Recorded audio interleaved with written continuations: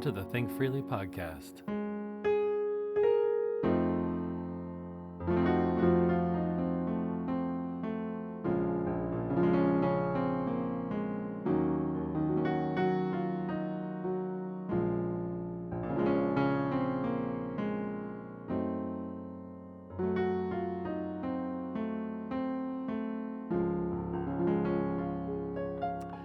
Welcome to the podcast. This is Jordan Gray and Aaron Lawrence. We are on episode 1 of the Think Freely podcast. And our topic today is unboxing Remote ID. And there's a good reason why we have Aaron Lawrence here. Give a little bit of your CV as to your background and why you're sitting here and what you were doing maybe the other week talking to the FAA on a public meeting. So again, I'm Aaron Lawrence. I have 22 years of experience in GIS and remote sensing. I've started our drone program at Woolpert. I've been at Woolpert for 20 years. So we were the first surveying and mapping company to get our 333 exemption, which was the first sort of licensing requirement to fly drones commercially, and since then we've just sort of built up a major storage of UAS or drone systems. Again, background in GIS, mapping, and we're trying to comply with the FAA restriction. September 16th is the day that you need to be compliant, and I hope to break some of that down with you today and talk about what you need to do and the rules and all those things. So thanks for having me. Yeah, no, great to have you, Aaron. And Woolpert has a footprint that is global. Yes. So when something changes in the regulations and there's not really enough time, there's some discussions that we're going to have today, and we're going to unpack this whole concept in many different areas, and we are going to heavily be relying on Aaron because I am newer to the party. My company, while I've been immersed in digital for decades, Honeycomb Digital, we've been managing digital assets and media for Fortune companies and so forth. We are trying to position ourselves more into the collection of the massive amount of data that is being stored and picked up at the centimeter and other level. You can speak a lot to that in terms of the volume of that data, processing of it, having it in a very big compute and a storage place where you park it forever. I mean, you don't want to move that stuff. But as far as the remote ID scenario, you have all this equipment. And we're going to get into it later, but the supply chain hasn't been able to really catch up and modify. And there's also changes happening outside the drone world in the regular plane aircraft world that's underneath the commercial kind of experimental planes and so forth. And you can talk a little bit about how that got serious a year ago. And now this is kind of like cleaning house and organizing all these traceable now aerial vehicles. Yeah, I mean, so why remote ID, right? So, you know, the FAA, I think it was last year, it might have been the year before, but they put a requirement on all manned aviation, right? So all piloted aircraft, real planes need to have a broadcast system, and that's what ADS-B was. So all aircraft need to have a broadcasting system that air traffic control can track and tail numbers. You're right. It's basically a digital registration, right? That air traffic control can see you, and they can call you if they need to, right? Okay. And so ADS-B happened while drones are blowing up. I think there's something like 10 million or more. I haven't looked at the latest numbers. So now we have drones and piloted aircraft intersecting in the National Airspace. There's going to be interactions in the same space. Yes.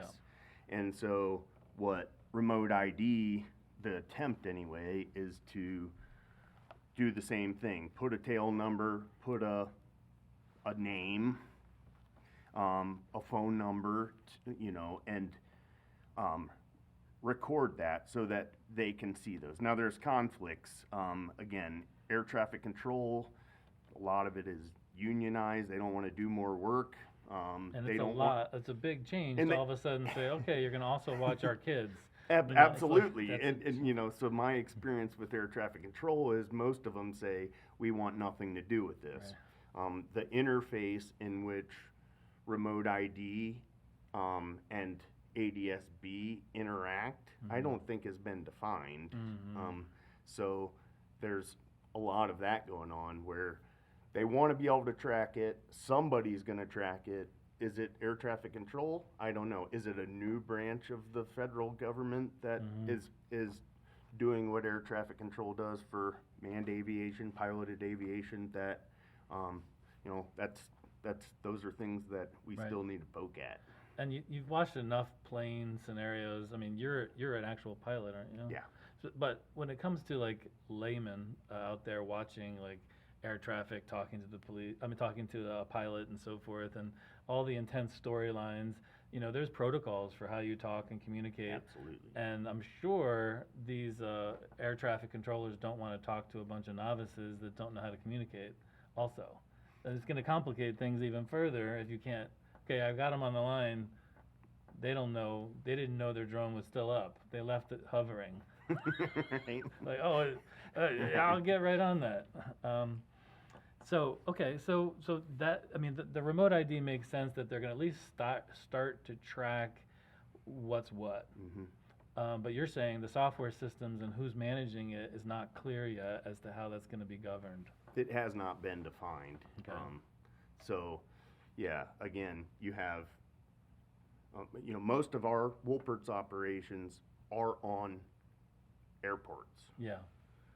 And so some people say that's so dangerous, and we say that's the safest place to operate, right? Right. Because you know exactly where the planes are, what Someone's they're doing. already watching Right, the airspace, right. and they're part of the, they're on the comms with you. Yeah. And you guys are looking for foreign object detection and so forth, or other things, or whatever. Yeah, we're doing all anything. sorts of things, but Okay. again, we make maps, so we do pavement, ODOT. wildlife management, perimeter surveillance sort of things, right, Gotcha. on airports. But so again, Mhm. the remote ID concept is a good one. Yeah. How do you get, the concept is good. So are you suggesting that everybody's ready for this, or no one's ready for this? Who are all the players, and what's their status? That's a good question. Not everybody's ready. So we own maybe 50 drones. I think we're maybe 10 are remote ID compliant. They're newer drones. They have the remote ID built into them. Since this spring, they've been pretty consistent with the production. There's certain systems Certain that drones. certain drones that were forward thinking, I guess. But we use drones for marketing, so just lifting to take pictures of stuff or an event or for a proposal. And those are cheaper drones that don't have all the sophistication that the other ones do. Gotcha. And so with the rule, September 16th, all drones flying in the National Airspace need to be compliant with remote ID, which means there's modules, there's all sorts of things, but you're going to have to modify your system to comply. So if it wasn't born with it Yes, sir. at the manufacturer, you're going to need to get a module. Yep. And funny enough, we called this episode "Unboxing Remote ID," and we actually have an unboxing that we're going to do today of a module. And so we're going to pop this one open. It is from one of the folks that we work with, and we'll pop it open and do that right here on camera. And we'll take a look at it and discuss that. Because you also grabbed some more recently. Yep. And you're doing some of that workaround because all of the existing needs to be retrofitted. But how straightforward of a deal is it to retrofit all of your drones, and can you get enough IDs right now? Is the supply chain able to provide them? You know, and then what does it do to the aircraft? And like, and. Yeah, and that's, I mean, you know, we sort of were talking before about rumors, but, you know, that's going to be a huge challenge is I have 50 drones, and you can only register one remote ID to one tail number. And so... Is that, but with the hobbyist, isn't it true that you could do one and for like your whole group? Or I thought I saw something on a document. And we should, at this point, drop a disclaimer that while we are drone people, we are not your drone people, and you need to always check with your local government, your state, federal, FAA, and so forth. So that's our disclaimer. These are all our opinions and perceptions, and we want to share them, and it's a talking environment. Truth. But we wanted to just share that everything is very fast moving, and there could be some changes. There will be. Could there be relief from the FAA before the 16th announced officially? Again, or is it going to be punted? So, I've had numerous conversations over the past couple months about remote ID with the FAA. It's a big conglomeration of government, so there's multiple perspectives from multiple sides. I have active programs where we are working for the FAA with non-compliant drones. They're not. It doesn't need to be compliant until the 16th. Right. But no, we but have like, programs built with drones that are non-compliant. Because you, as Woolpert, have gotten commissioned to do some of the research on, like, say, property perimeter surveillance at airports and what's all the issues, and so that's like you're in deep on this stuff. And you were talking on the public meeting the other day with the group. Was everybody like cool with it, or was there a lot of frustration on the call? It's both sides. I mean, it's both sides. So if you've got $1 million programs and you're using drones that are currently, I mean, that aren't going to be compliant on the 16th, those programs are going to have to get re-looked at, you know. Are there penalties defined? As far as I know, the teeth are not showing yet, but there is an illegal state that you're in if you violate that. And that sort of goes down the list of conversations we hope to talk about, right? Which is law enforcement ready? Or, you know, You'd think that they would be, are they? No. Some the FAA isn't ready. The FAA isn't ready.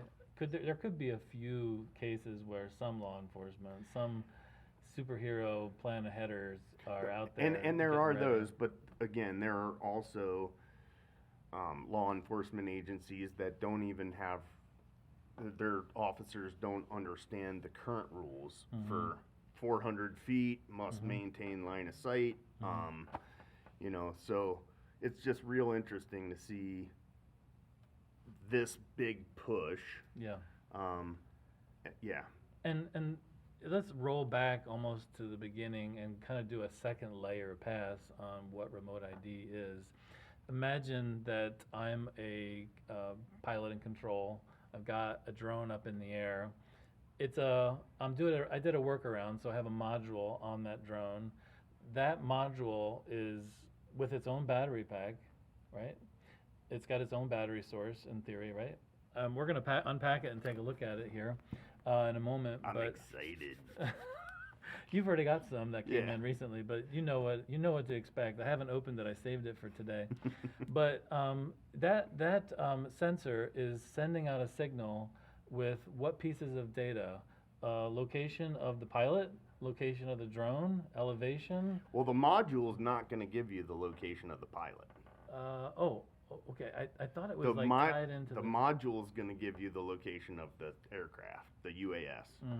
And so that was another part of a conversation I had with the FAA was so any drone manufactured after the 16th has to give you the location of the pilot and the location of the drone. Okay, the modules don't do that? The modules don't do that. Okay. Yeah. Oh, well, I didn't know that. Yeah. That's interesting. So that's breaking news. It's breaking news. No, that's kind of crazy because I was kind of expecting that the workaround would be a complete workaround. No.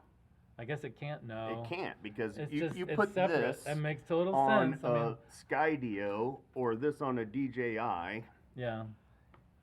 There's no It there's knows- no it- code. It that only you, knows itself. It doesn't know. It's not it tied knows into the its system. location Yeah. and who, or Mm. what the tail number is of the system that's flying, and that's Yeah. it. Yeah. And it makes sense to me that the built-in ones is probably what I was reading on, where it was saying it was providing both locations of the plane, Yes. the aircraft and the pilot, even their elevation of each as well. So it's kind of like they can reconstruct, where were you? Did you have a line of sight? I mean, they could Yeah. probably, I mean, I don't know forensic, if they put that much forensic. work in. Oh, Well, if they it's need coming. if they need to go back, Yeah, though, yeah. they could. But I'll use DJI because they own 75% of the market space, Yeah. right? Yeah. When you lift a DJI, Mhm. it marks your home point, Yeah, right, where yeah, you're sure. standing, and then it shows you, on your interface Right. where the drone is and how far it is away from you and all that. I Right. mean, ideally, that concept is what Mhm. the FAA wants. Right, right. This is the halfway point, Mm. and then you have all the other things. So it's not a complete workaround. Are you compliant? You are compliant. Okay, it's compliant enough. That's interesting.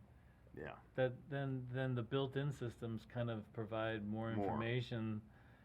So if someone wants more privacy, or more kind of like, hey, I don't need someone looking at every single thing I do. I'm going to be compliant, lightly compliant, or sufficiently compliant, and I'm not going to give them all the information. So a module might be currently the way to accomplish that. Or it's just a byproduct of using it. This is happening because the FAA is requiring it, Yeah. right? So Should we open it? I want to see it. I think I'm going to open it here, and I'm not going to slice my finger. Don't slice my finger arm open or anything off on either. camera here. Oh, he just got his pants. It's happening. You need more. Slice one here. Okay, there we go. But again, the module. I'll let you do the reveal. So what do we got there? They definitely packed it. It's pretty light. Yeah, we got the same system. So Yep. so basically, what are we looking at? We have. Should I open it all Yeah, the way? go for it. And I think somewhere in here you should be able to share it on camera nicely. There we are. We can see ourselves now. So Okay. USB.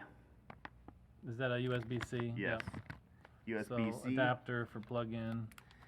You get Some Velcro, serious Velcro action too. This is like super super. hooky. Yeah. And then Dual lock 3M. Wow, that is not your average. There you go.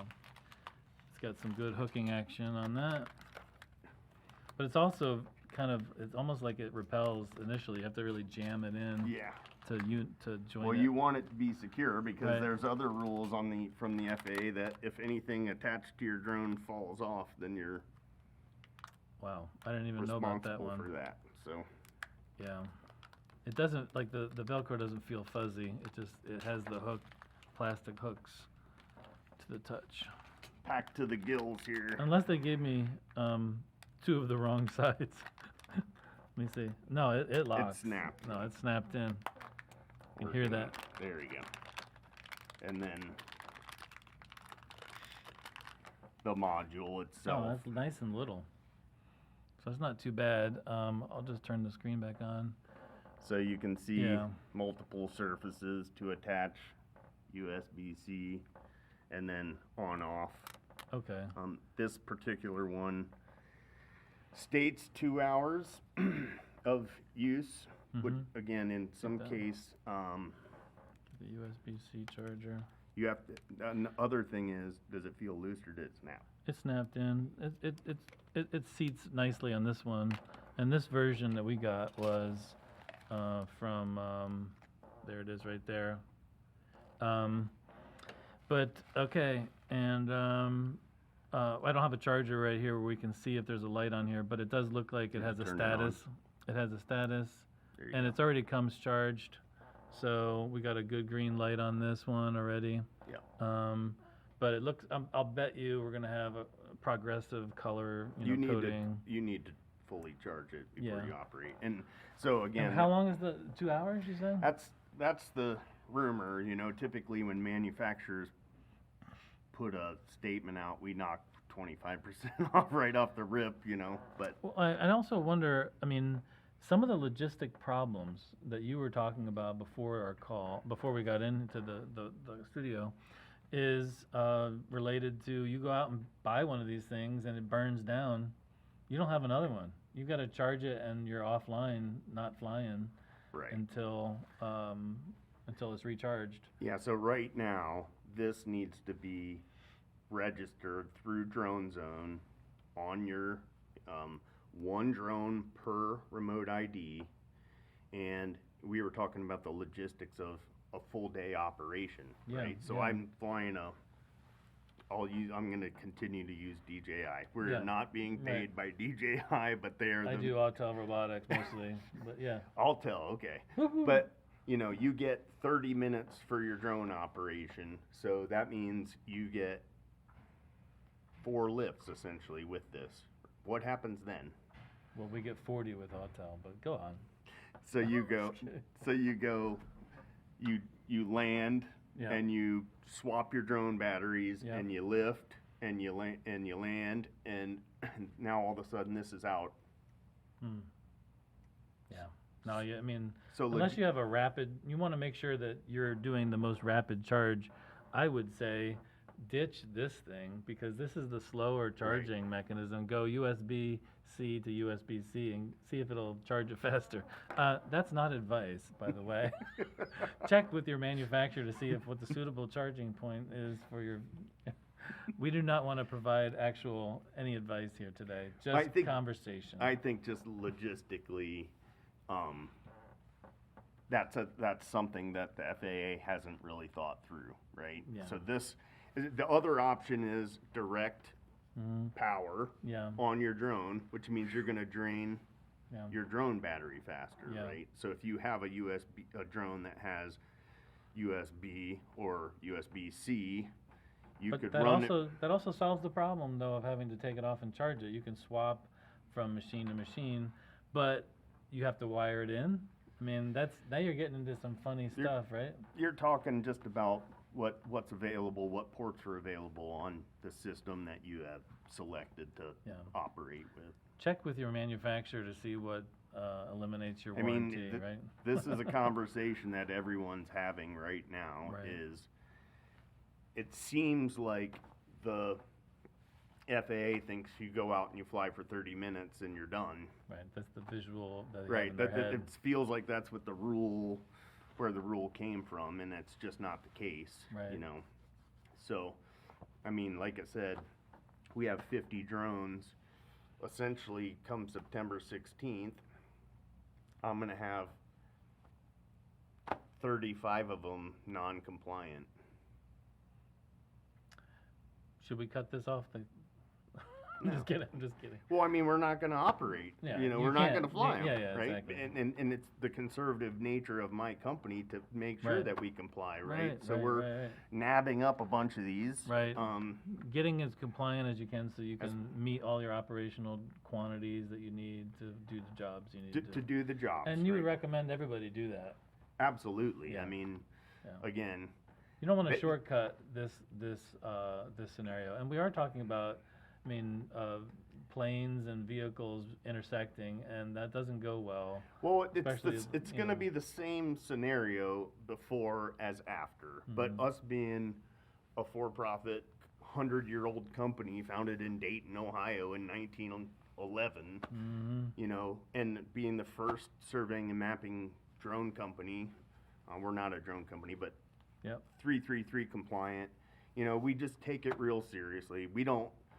The FAA has issued some hefty fines for non-compliance, not on Right. remote ID yet because it Right. doesn't exist, but you know, Right. I've seen people flying in New York City getting 20, 50 grand Right. fines, right? There's no joke.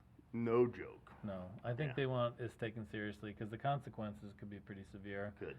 And even though our company Honeycomb Digital is newer to this. We are very heavy in trying to meet the Yeah. compliance regulations, and we've added to our advisory board Jerome Ferguson, who started drone, let's see here, Flight Forward for UPS. Yeah. And so he is available to us as top level advising on really just best processes, best practices for, and there's so much legal surrounding drone services. And our vision is to get, some of these automated drone systems that can be deployed on a property for property surveillance. Certainly all the drones that we're providing through those deployment systems already are going to be installed with the remote ID. Mm-hmm. So we do have those available, but old legacy systems that you want to leverage these aircrafts and you want to use them, you're going to have to modify them. And that complicates things for automation. That's where I wanted to go.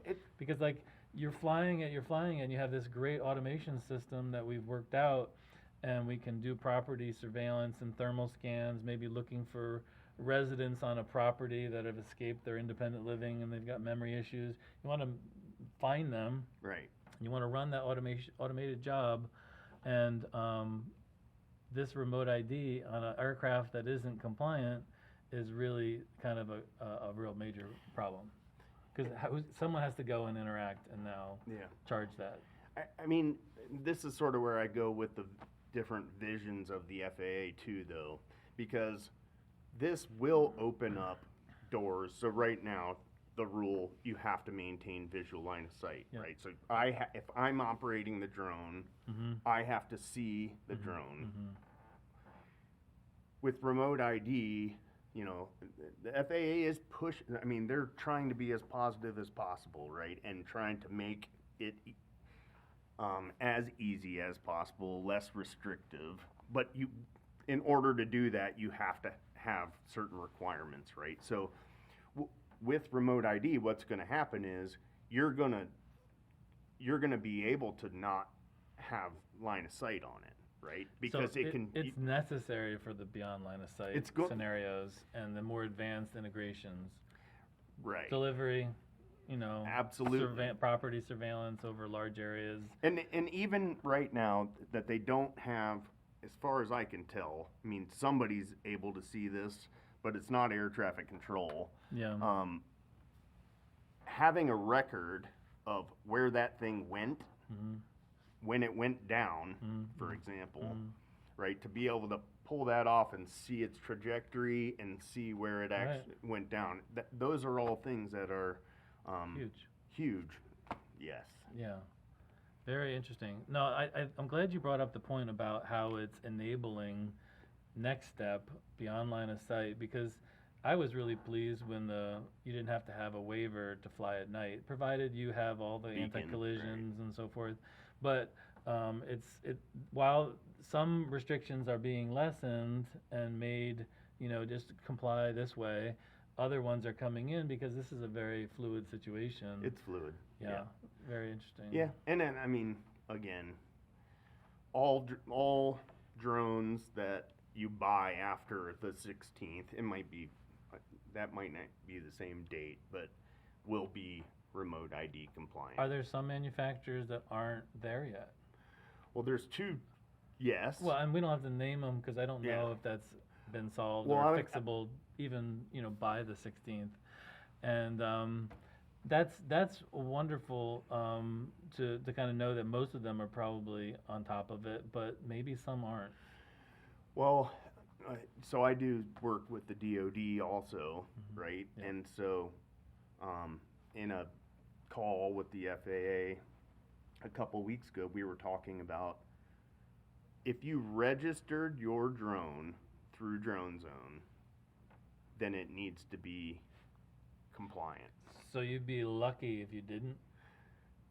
And isn't that confusing and scary at the same time? So the FAA... We get punished for doing the right thing. The DoD groups that I work with were registering drones. They all registered everything properly because that's the FAA said that. And then on the other side, they said, but if you didn't register it, then you don't need to be compliant.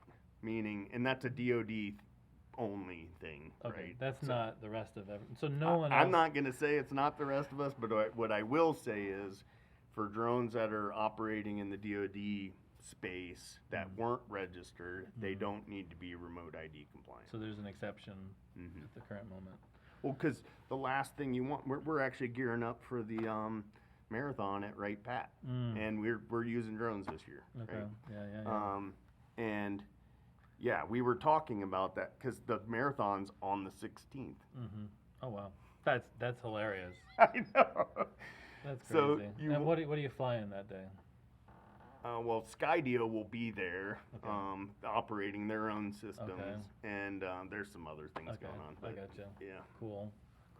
And with all of this going on, what are some of the rumors or crazy rumors that have come out that you want to comment on? If some of them kind of irk you in a certain way. Well, we hinted on a couple here, but you know, the biggest one and the one I'm crossing my fingers for is that the September 16th date gets pushed. Yeah, that's a big floating. Because rumor. There's no guarantee. you're gonna shut down 10 million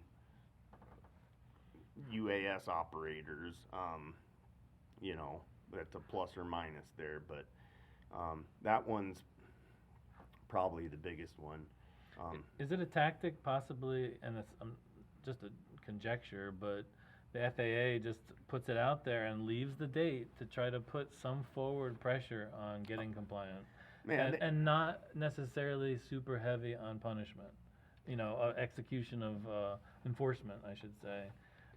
Is that possible that that's a scenario that just happens and They've done it the before. date goes right through and people are just scared and they're trying to get compliant and they just maybe lay low a little bit and not try to go after everybody and their brother. It's a good tactic and it works, and it's worked for them in the past. But Some pressure. clearly, when you think about who's watching the data. modules, Yeah. See, I don't where know is who where that is is. that data? So where does that data go? right? Is that data not? Wouldn't it be publicly available Well, so or not? Maybe there's it's a software called so- FlightAware right now. It's a interface, I guess, right? Where Mhm. I use it every time I fly. I Mhm. can see where my plane is, Mhm. when it lands, when it's taxiing, when it gets to the terminal. And so, that experience exists, right? Mhm. So Mhm. I can only expect that you would have something similar to that with Gotcha. the RID, but I'm in it, I'm in the stuff, Mhm. and I have not seen anything. We own some EBs, Yep. and we see other aircraft, so that's the interface that I imagine, right, is when another aircraft enters my flight zone, I get an alarm that says there's another aircraft there, so you need to be paying extra attention to that. I can see other things out of it, but when it when it enters my flight plan, Mhm. I see it and I'm notified. And so, like I said, I think that's Yeah. where it's going to end up. Talk to me about spotters for a second, because as we evolve forward with being able to use remote ID to go beyond line of sight more in certain cases, all the rules are going to shift a little bit also, obviously, for spotters.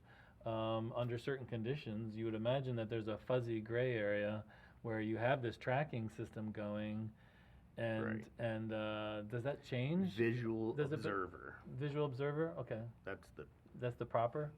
proper. Okay, so if you have a certain amount of visual observers out there, and I think the regulations say you can't even use a radio to communicate, you have to use voice, but I don't know how hard that is You to can follow. daisy chain currently, Mhm. which means the pilot doesn't necessarily have to have eyes on it. As long as it's you have hard- a visual observer that's communicating back with the pilot. and- Right. But, so the tracking ID, as we are getting towards the beyond line of sight, it feels like they may make some changes too, and we don't know what those are. Well, And I'm people are just getting waivers guessing. for beyond line of sight right now. Yeah. So, It's a comms thing. Yeah.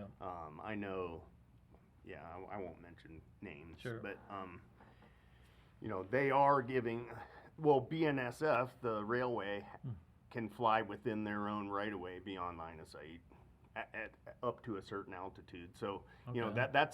that was a big one for the industry as a whole, right? They're saying, That's huge. if you put this box, you know, if you stay within this box, within this right of way, over your own Three-dimensional property, space, yeah. you can operate.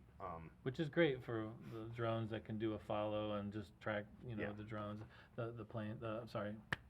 trains. I can't going through all the automobile listing. Trains, planes, and automobiles. But there's another scenario down in Texas where they have sensors that check the air traffic space or the airspace, and they just approved one right down there for Texas. Pretty expensive sensors, and I was hearing from the industry that there was potentially that now that there's been an approval by the FAA for these devices to monitor the airspace and have fully autonomous flights where no one's watching, and it's happening in Texas apparently with that one deployment. Other manufacturers now know how to get something in front of the FAA to get approvals. We should see more of those devices out there for managing maybe private property or business properties, and having maybe a need for more of these kind of automated, you know, deployment systems. So the FAA has something called an SRM panel. It's safety risk management. And any time that there's no precedence for an operation. So typically if it's, most of them happen on airports, right? So if you want to go in and fly a drone on an airport, I've been in multiples of these. You want to go do something brand new on an airport, they bring a panel of experts from the FAA in.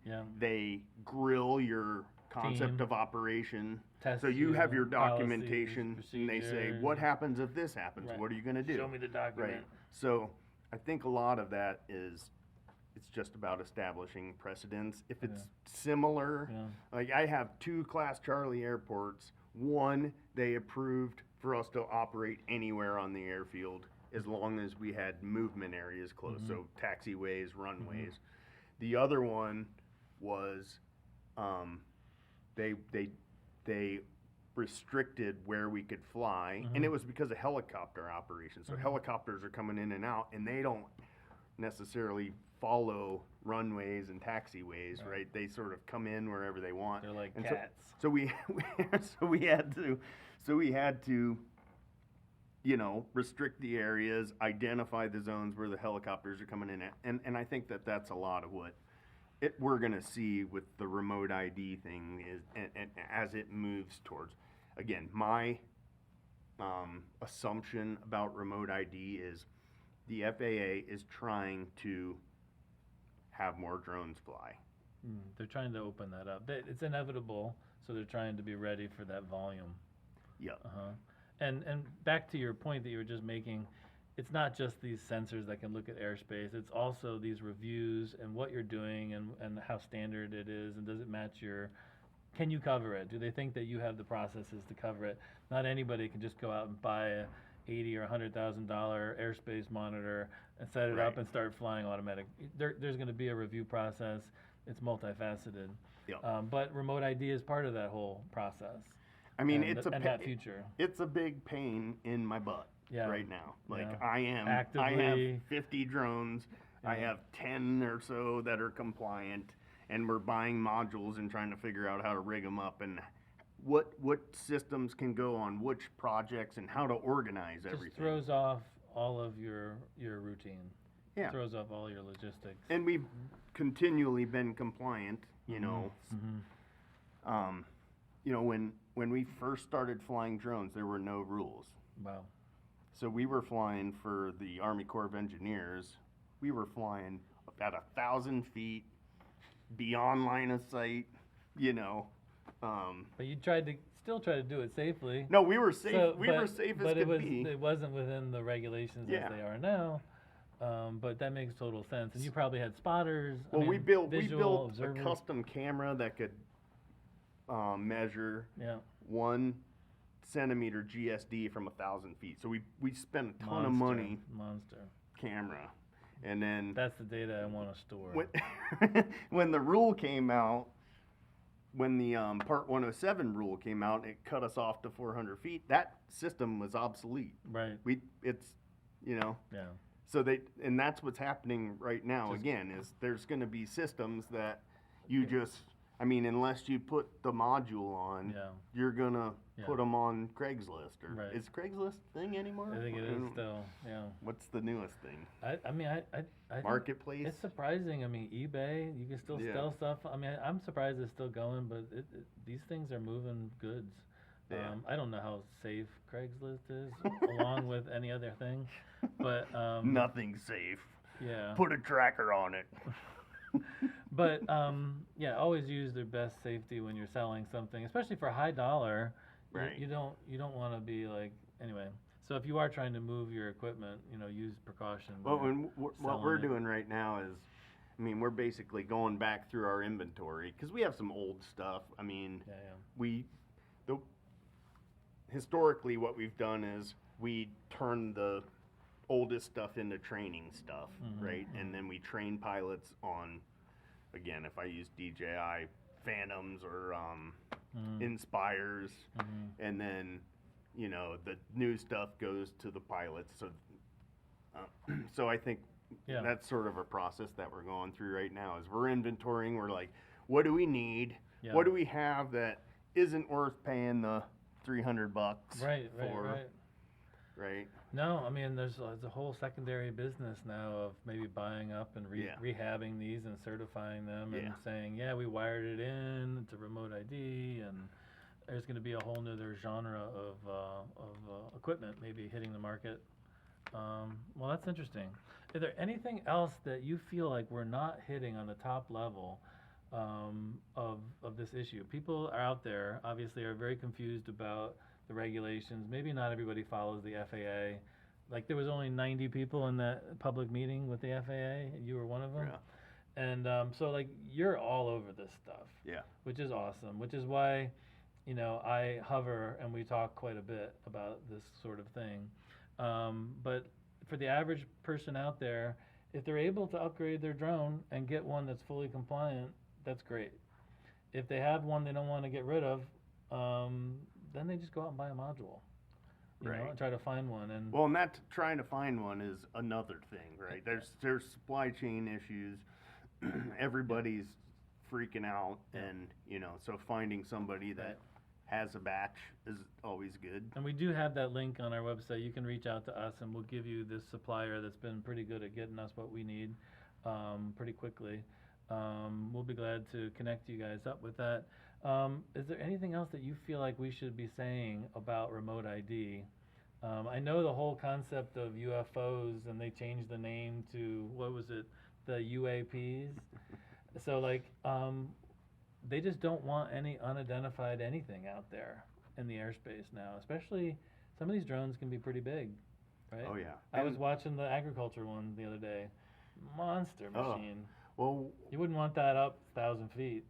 we're that's going to happen. I mean, if you want to get into it, Delivery. you've got eVTOL, so that's personnel and yeah. package carrying. Yep. That we're on the FAA contract for that. So we've It's coming already in this- designed the vertiport, Yep. which is the next version of the airport where your Ubers are going to be able to fly here and there and everywhere. Right. But those systems could be piloted, could not be piloted. Right. They're over 55 pounds, right? So you're going to see an intersection of the drone rules and the piloted aviation rules intersect.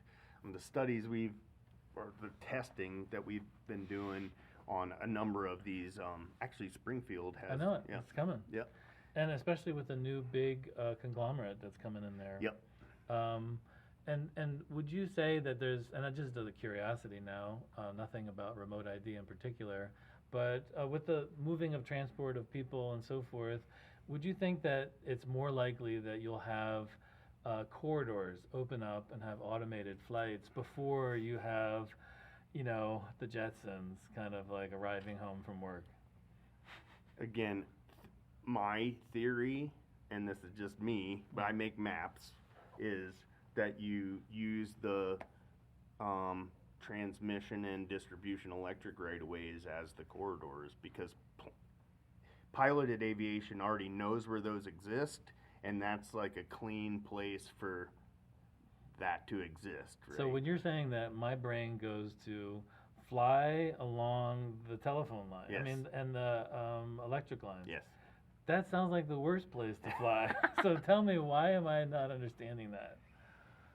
I understand that there's a right of way. It's a path. defined location. It doesn't mean you need to hover over the line, but it means, that is on every, But I could just imagine so many things going wrong with that. Like, well, we're losing altitude and you're hitting the wires, or we're off to the side and we're veering to the right into the wires. It's just like flying on an airport. Everyone thought that was the most ridiculous thing ever, and it turns out to be the safest place to operate, right? Yeah. So you have a handle on the thought there, and I but don't. we've seen both the eVTOLs and drones that can power themselves off the lines. So there's a whole bunch of stuff there. New tech. Just being proximal. Yeah. Well, I mean, that's the whole Tesla thing, right? It's exciting. It's I mean, like- I'm excited. It's like we can charge in midair. It was his whole thing, right? The remote ID thing, it's just another hurdle. They're always going to happen. Mm-hmm. Anytime you want to expand capability, there's going to be restriction, right? Yeah. Because people want to just make sure they have a good handle on it Right. before it happens. Right. When they started, I mean, heck, just not commercial recreational use cases for drones. Hobbyists and all that. Like the FAA and everybody said, "Oh no, we're gonna have." They didn't see that coming. Right, not at all, right? And so, they put some restrictions on it, and everybody's flying today, right? I mean, I don't know too many people that haven't touched one or flown one. So since we've kind of been like ragging a little bit on the FAA, let's say something positive for a moment. And I'll just say it real quick. I mean, I have been impressed with the fact that that systems that are designed, and even if they're bureaucratic and they're difficult, there is a structure to it. I've heard a lot of propensity for people to say, "Oh, we got to have private people managing this." I've worked with private companies and corporations. They don't have things organized. You can have one company and they can have all sorts of disparate databases and media storage. Everything's a mess.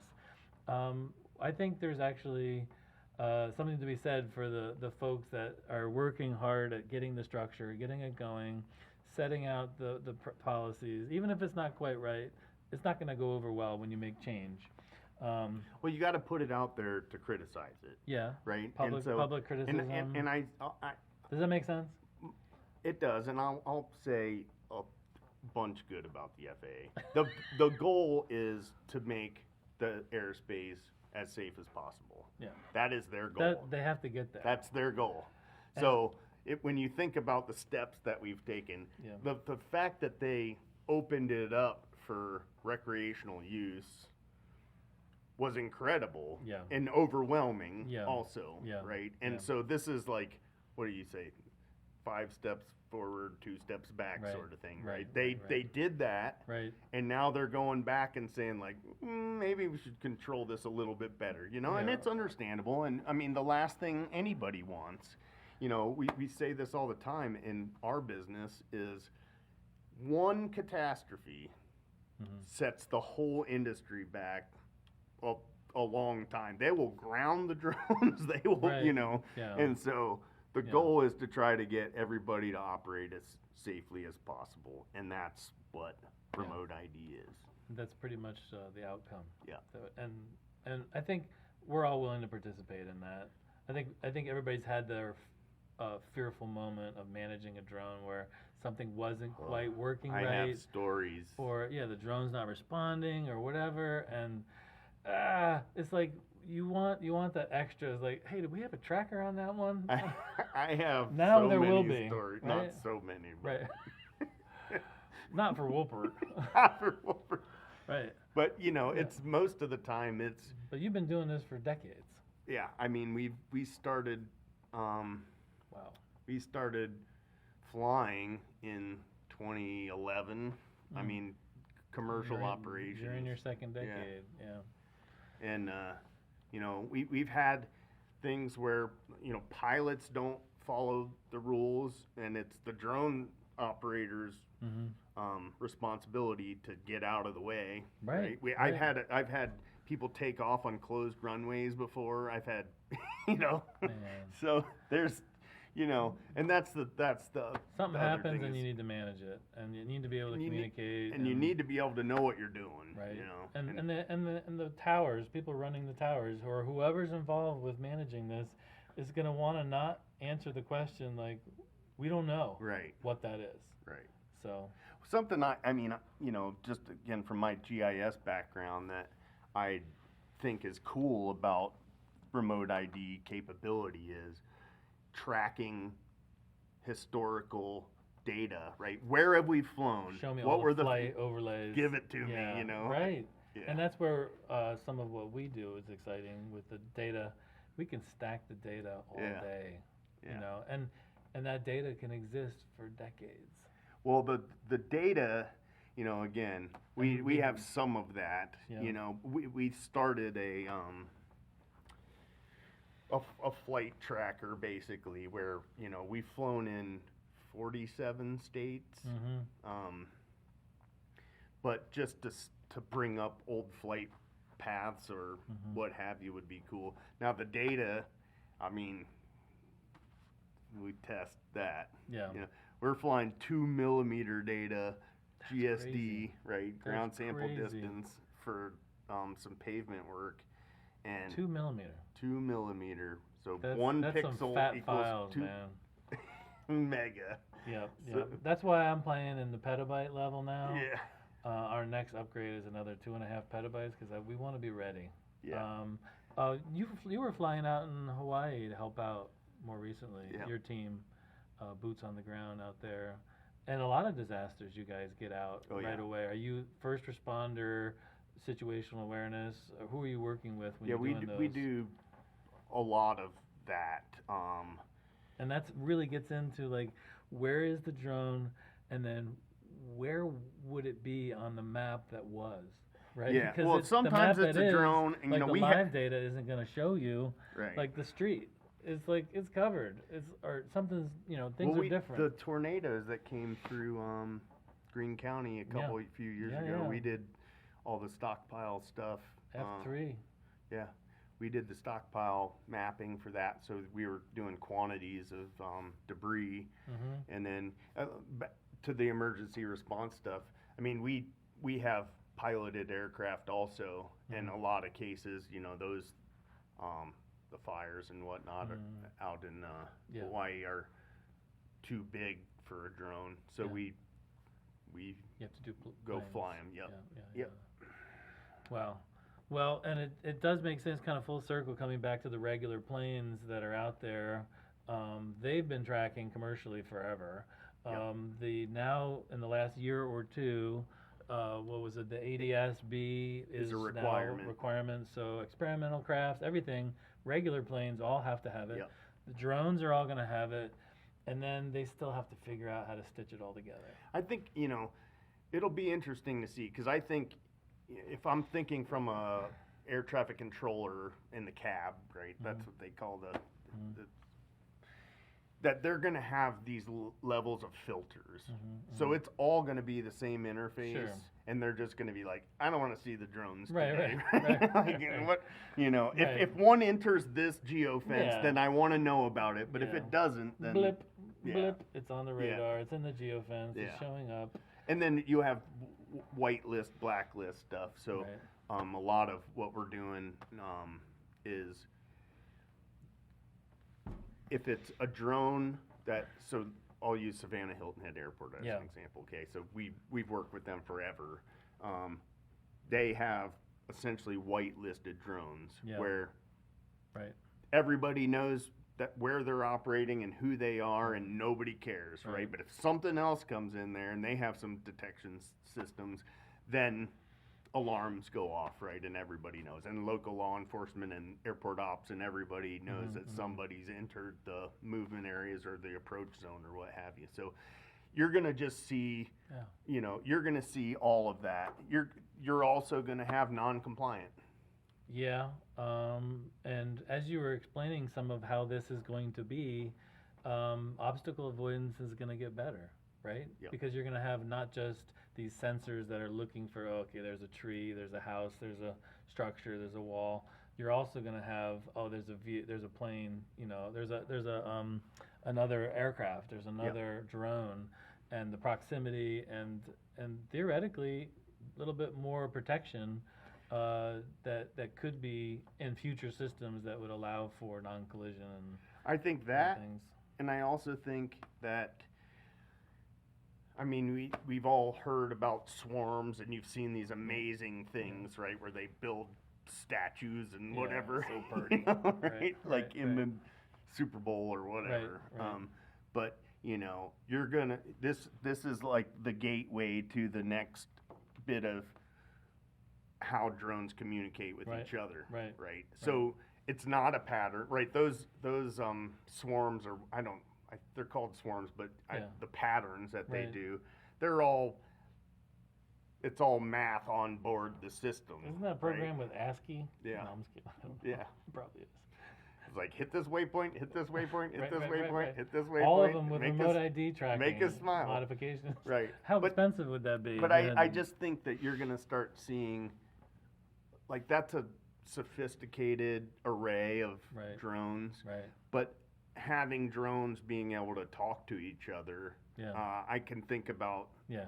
I'm trying to think about the right scenario. I'll use this one. We talk about airport perimeter surveillance, right? Monitoring. And we watched a company that essentially it was drone in the box stuff, right? So drone in the box.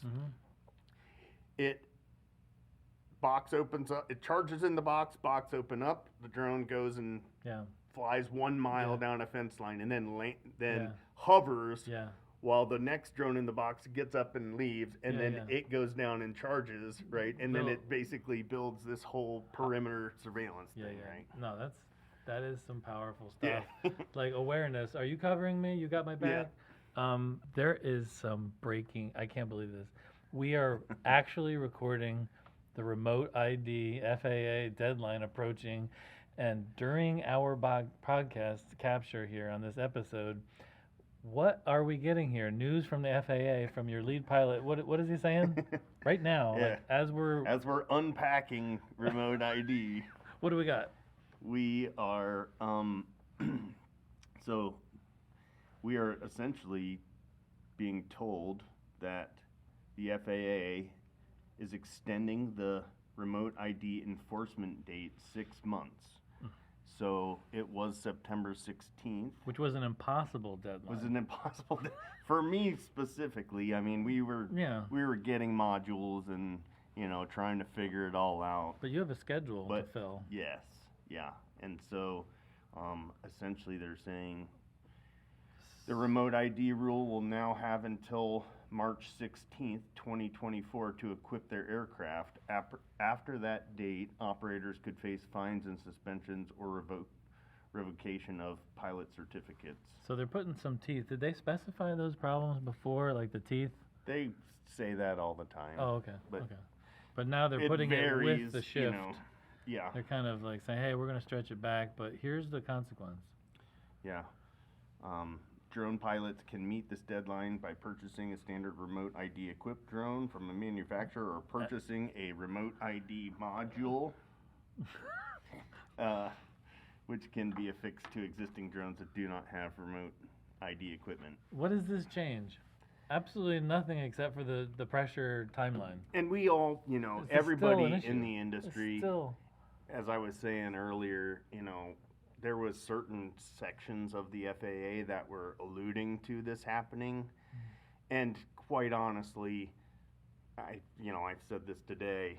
The consumers aren't ready. You're gonna shut down 10 million drone operations. You know, the law enforcement isn't ready, and the FAA isn't ready. And I am confident that that's why the decision was made. So 6 months goes fast, though. It's gonna go quick, especially with this kind of adjustment to your systems, especially when you have a fleet of drones. But they probably left it open as a possible enforcement date until like everybody that would order would already do it by now.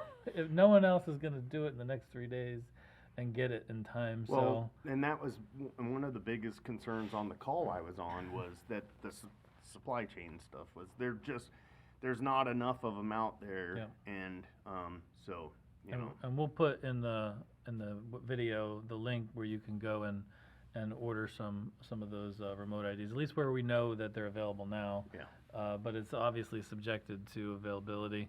I think we covered. I mean, even though that news came in like right when we were talking, I think it doesn't change anything. It's still scary. Everything is still on schedule to be a pain in the neck, and you need to make adjustments. And there's probably a better timeline now to become, compliant. Yeah, I mean, I would be paying attention to the different modules that are out there. Maybe shop for ones with the best battery life. Battery life's going to be a thing. It depends on what your missions are. Some people are just flying willy-nilly, and some people But if you're an intensive service provider, yeah, then you really have to make sure you have that figured out. Yeah. Very good. Well, Aaron, awesome to have you in the studio. I couldn't have thought of a better person to bring in here, and I'm so glad you were jumping on the opportunity to kind of, let's dive into this and rip it apart. It was fun, and, again, just trying to share the knowledge, and awesome. So, like you do. I appreciate you. All right, man. Take care. All right, take care. Thanks a lot. Yep. Thanks for coming to the studio.